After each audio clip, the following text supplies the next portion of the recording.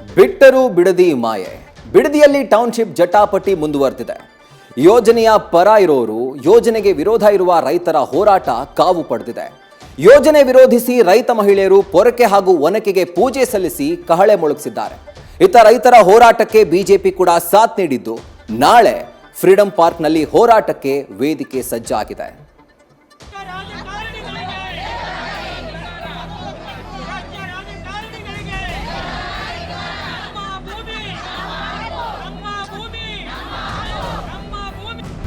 ಈ ಬಾರಿ ಮುಂಗಾರು ಮೋಸ ಮಾಡಿದೆ. ವರುಣನ ಅವಕೃಪೆಗೆ ಜಲಮೂಲಗಳೆಲ್ಲ ಬತ್ತಿ ಬರಿದಾಗಿವೆ. ಸಾಲ ಸೋಲದ ಸುಳಿಯಲ್ಲಿ ಸಿಲುಕಿರುವ ಅನ್ನದಾತರು ಆತಂಕಕ್ಕೆ ಬಿದ್ದಿದ್ದಾರೆ.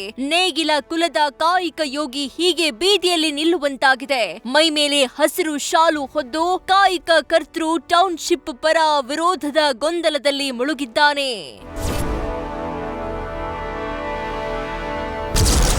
ಬಿಡದಿ ಮಾಯೆ, ನಿಲ್ಲದ ಟೌನ್ಶಿಪ್ ಜಟಾಪಟಿ. ಯೋಜನೆ ಪರ ರೈತರ ಮುಂದುವರಿದ ಪ್ರತಿಭಟನೆ.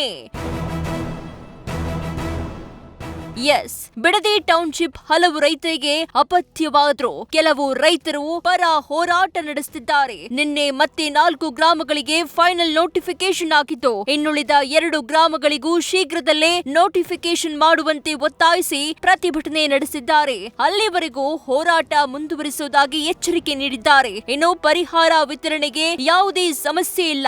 ಜಿಬಿಡಿಎ ಕಚೇರಿಯಲ್ಲಿ ಪರಿಹಾರ ಸ್ವೀಕಾರ ಮಾಡ್ತೇವೆ ಎಂದಿದ್ದಾರೆ. ಆದ್ರೆ ರಾಜಕಾರಣಿಗಳು ತಮ್ಮ ರಾಜಕೀಯ ಬೆಳೆ ಬೇಯಿಸಿಕೊಳ್ಳಬೇಡಿ ಅಂತಲೂ ಮನವಿ ಮಾಡಿದ್ದಾರೆ. ಯಾವುದೇ ರಾಜಕಾರಣಿಗಳು ದಯವಿಟ್ಟು ನಮ್ಮ ರೈತರಲ್ಲಿ ಎತ್ತಿ ಗೊಂದಲ ಮಾಡಿ ನಿಮ್ಮ ಇದನ್ನು ದಯವಿಟ್ಟು ಮಾಡ್ಕೋಬೇಡಿ. ನಿಮ್ಗೆ ಏನು ಅವ್ರಿಗೆ ಸಹಕಾರ ಕೊಡಬೇಕು, ಮಾಡಬೇಕು, ಕಾನೂನು ಪ್ರಕಾರ ಮಾಡಬೇಕು ಅನ್ನೋದನ್ನು ಮಾಡಿ. ನಾವು ಅದಕ್ಕೆ ನಾವು ಯಾರು ಹೊಣೆಯಲ್ಲ. ಬಟ್ ರೈತರು ಎತ್ಕಟ್ಟಿ ಯಾರ್ಯಾವ ಪುಣ್ಯಾತ್ಮರು ಮಾಡೋದು ಪ್ರಾಜೆಕ್ಟ್ಗೆ ನೀವು ಮಾಡೋದು ಅದನ್ನು ಅವತ್ತೊಂದು ಬೆಳವಣಿಗೆ ಎಲ್ಲ ಯೋಚನೆ ಮಾಡಿ ದಯವಿಟ್ಟು ನಿಮ್ಮ ಕೈ ಮುಗಿದು ರೈತರಲ್ಲಿ ಎತ್ಕಟ್ಬೇಡಿ. ಈ 2 ಗ್ರಾಮಗಳಾಗೋ ಗಂಟ ನಾವು ನಮ್ಮ ನೋಟಿಫಿಕೇಷನ್ ಆಗೋಂಟ ನಾವು ಇದನ್ನು ನಾವು ಮುಂದುವರಿಸ್ತೀವಿ. ಯಾಕೆ ಅಂತಂದರೆ ಅವರು ತುಂಬ ತೊಂದರೆಯಿಲ್ಲ. ಅವರೇ ಭಾಳ 20 ವರ್ಷದಿಂದ ರೆಡ್ ಝೋನ್ ಆದ ದೆಸೆಯಿಂದ ಇವಾಗ ಅವ್ರನ್ನ ಬಿಟ್ಬಿಟ್ಟು ನಾವು ಹೊಂಟೋದ್ರೆ ಪಾಪ ಅವ್ರ ಕತೆ ಏನಾಗಬೇಕು. ನಮ್ಮನ್ನೇ ನಂಬೋರು ಇಲ್ಲ ಸರ್. ನೆನ್ನೆಲ್ಲ ತುಂಬ ಜನ ಬೇಜಾರು ಮಾಡ್ಕೊಬಿಟ್ರು. ಏನು ನಿಮ್ಮವೇ ಮಾಡಿಸ್ಕೊಬಿಟ್ರಿ, ನಿಮ್ಮೂರು ಮಾಡಿಸ್ಕೊಬಿಟ್ರಿ, ನಮ್ಮೂರು ಮಾಡಿಸಿಲ್ಲ ಅಂತ ಏನೋ ಏಕಪಕ್ಷವಾಗಿ ಕೆಲವರು ನಮ್ಮಲ್ಲಿ ಜಗಳಕ್ಕಾದ್ರು ನೆನೆ ದಿನ.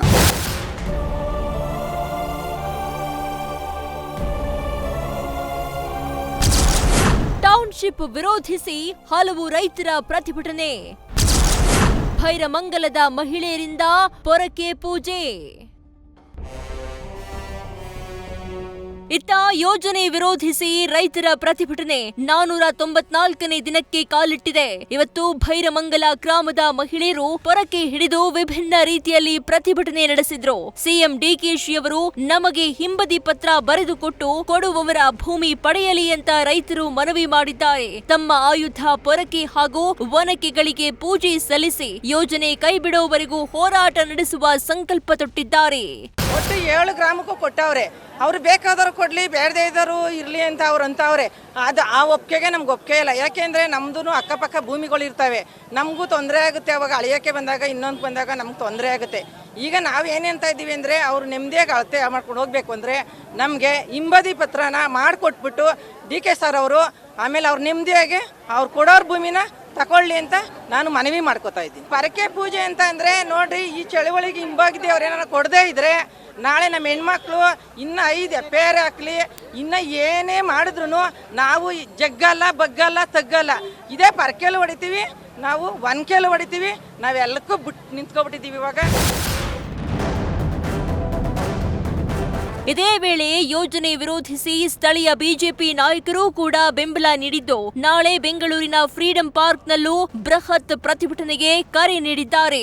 ವಿಜೇಂದ್ರಣ್ಣ ಅವರ ನೇತೃತ್ವದಲ್ಲಿ ನಾಳೆ ಬೆಳಗ್ಗೆ 10 ಗಂಟೆಗೆ ನಾವು ಫ್ರೀಡಂ ಪಾರ್ಕಲ್ಲಿ, ಬೆಂಗಳೂರು ಫ್ರೀಡಂ ಪಾರ್ಕಲ್ಲಿ ಏನು ಈ ರೈತ ವಿರೋಧಿ ಸರ್ಕಾರವನ್ನು ವಿರೋಧಿಸಿ ನಾಳೆ ನಮ್ಮ ಭಾರತೀಯ ಜನತಾ ಪಕ್ಷ ರಾಜ್ಯ ಘಟಕದಿಂದ ನಾವು ಚಳವಳಿ ಮಾಡ್ತಾ ಇದ್ದೀವಿ.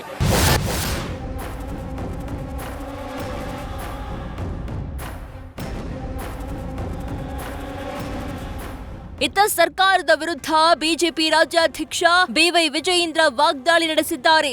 ಒಂದ್ ಕಡೆ ಸಿಎಂ ಡಿಕೆಶಿ ಬಲವಂತವಾಗಿ ಭೂಮಿ ಪಡೆಯಲ್ಲ ಅಂತಾರೆ, ಮತ್ತೊಂದೆಡೆ ರಾತ್ರೋರಾತ್ರಿ ಗೂಂಡಾಗಳು ಮನೆ ಬಳಿ ಬಂದು ಬೆದರಿಕೆ ಹಾಕ್ತಿದ್ದಾರೆ, ಸಿಎಂ ಕಪಟ ನಾಟಕ ಆಡ್ತಿದ್ದಾರೆ ಅಂತ ಕಿಡಿಕಾರಿದ್ದಾರೆ.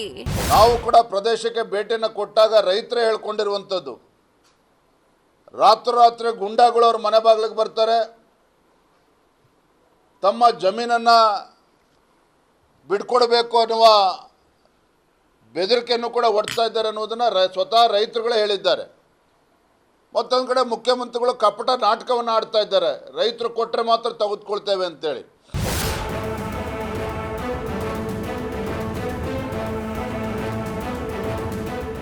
ಒಟ್ಟಾರೆ ಒಂದ್ ಕಡೆ ಮಳೆ ಇಲ್ಲ, ಬೆಳೆ ಇಲ್ಲ, ಬರಗಾಲದ ಛಾಯೆ ಆವರಿಸಿದೆ.